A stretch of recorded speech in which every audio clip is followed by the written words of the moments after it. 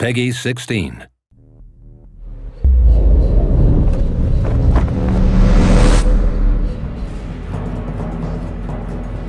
Our Dracula is very different to the Draculas that we've seen before in other forms of literature or in movies and things like that. He's not a kind of quintessential evil guy. It's a tale about someone that doing good ends up being evil. It's not black and white, it's very much shades of grey. We showed the journey of Gabriel in the first game, from light to darkness, and in this game we go from dark to very, very dark, and it's a much more crueler tale, a much darker tale. And I think that following a character that you can identify with is really important.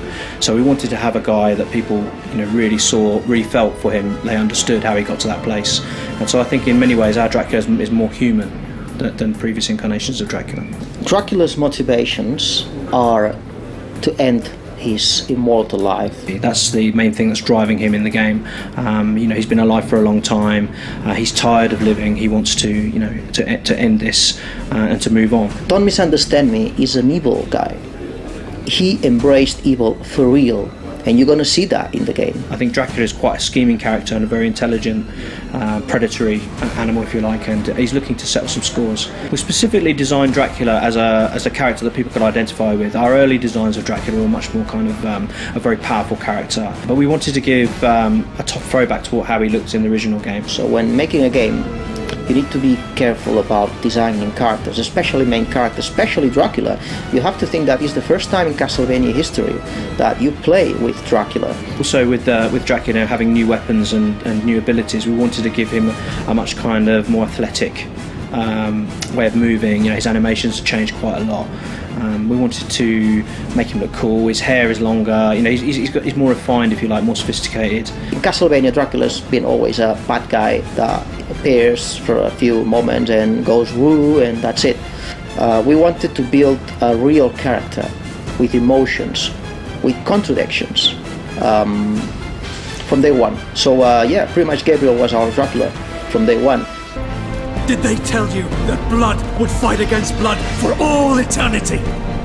We'd already done a lot of the work already with the motion capture actor, so there was kind of like a guide, if you like, to go to. And I think what Robert's brought to the role is he's made Dracula really dangerous, and you can sense the evil, you can sense the kind of predatory nature of the character that wasn't there before, and I think it really comes across. And that's something he was very certain that he wanted to do on the voiceover section, because we kind of wanted him to imitate what the other actor had done.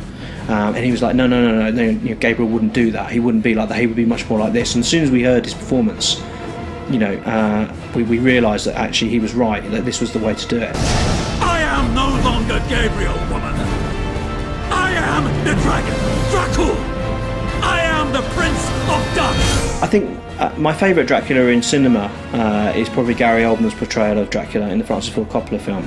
He changes quite a lot between, a real person with emotions. He loves, Winona Ryder's character, and the love between them is quite, very powerful. But also, he's kind of this nasty, he's this monster, and we see that really clearly. And I really think his portrayal was probably the best Dracula I've ever seen.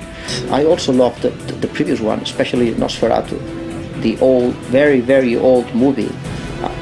That was a bit naive for today's standards, but this is terrific, But my favourite vampire movie is Near Dark, which I think is one of the best vampire movies I've seen. They really show vampires in a kind of gritty, horrible, very uneasy way, which I've not seen since either.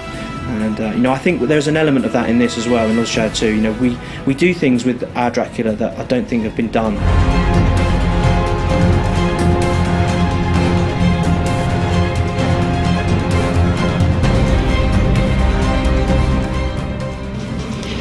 So I hope that's given you a deeper insight into our Dracula from Castlevania Lords of Shadow 2. If there's anything else you'd like to know, please send in your questions to the Twitter account address displayed on the screen, and I will answer them on behalf of Dave in a response video coming up soon.